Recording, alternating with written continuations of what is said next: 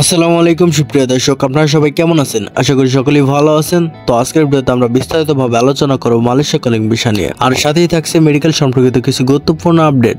সম্প্রতি আমাদের অনেক ভাই কমেন্টে জানতে চাচ্ছেন, ভাই শুনেছি 1 তারিখে নাকি মালয়েশিয়া কলিং ভিসা ওপেন হবে, এটা কি সত্য?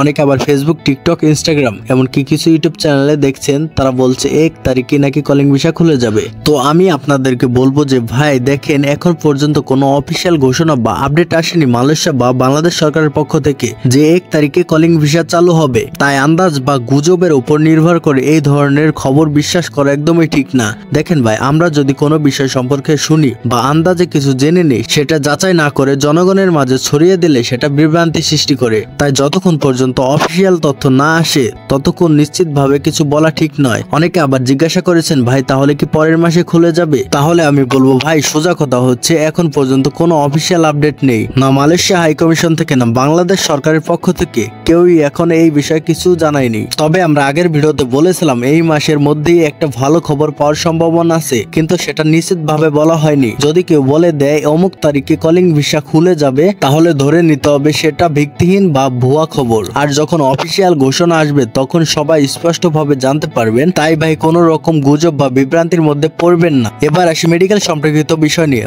বর্তমানে মেডিকেল প্রতিক্রিয়া চলমান, কিন্তু এটা হচ্ছে শুধুমাত্র তাদের জন্য যারা আগে 2024 সালের 8,000 কর্মীর মধ্যে ছিলেন এবং বিভিন্ন কারণে তখন যেতে পারেননি। তাদের মেডিকেল এখন দেশের 9টা সেক্টরে চলছে। তবে নতুন করে এখনো পর্যন্ত কোনো মেডিকেল শুরু হয়নি। তবে আরেকটা বিষয়, যদি আপনার ফাইল ভালো অবস্থায় থাকে এবং বৈধভাবে জমা দিতে পারেন তাহলে রাখতে পারেন, কারণ মাইগ্রেন্ট সিস্টেম চালু হলে আপনার মেডিকেল প্রতিক্রিয়া দ্রুত করা সম্ভব হবে ইনশাল্লাহ। তো ভাই সবকিছু বিশ্লেষণ করে সংক্ষেপে বললে এখন পর্যন্ত মালয়েশিয়া কলিং ভিসা ওপেন হওয়ার কোনো অফিসিয়াল ঘোষণা নেই। মেডিকেল কেবল আগের 8,000 কর্মীর জন্য চলছে, নতুনদের জন্য এখনো না। এবং গুজব বা ভুয়া তথ্য বিশ্বাস না করে শুধুমাত্র অফিসিয়াল সোর্সে বিশ্বাস রাখুন। আর আমরা সবসময় চেষ্টা করছি আপনাদের কাছে মালয়েশিয়ার কলিং ভিসা ও বিদেশগামী কর্মীদের আপডেট সবচেয়ে দ্রুতভাবে পৌঁছে দিতে।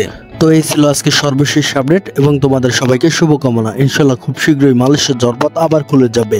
আর ভিডিওটা ভালো লাগলে লাইক, কমেন্ট আর সাবস্ক্রাইব করে পাশে দেখো, যাতে পরবর্তী আপডেটগুলো তোমার কাছে সবার আগে পৌঁছে যায়। ধন্যবাদ।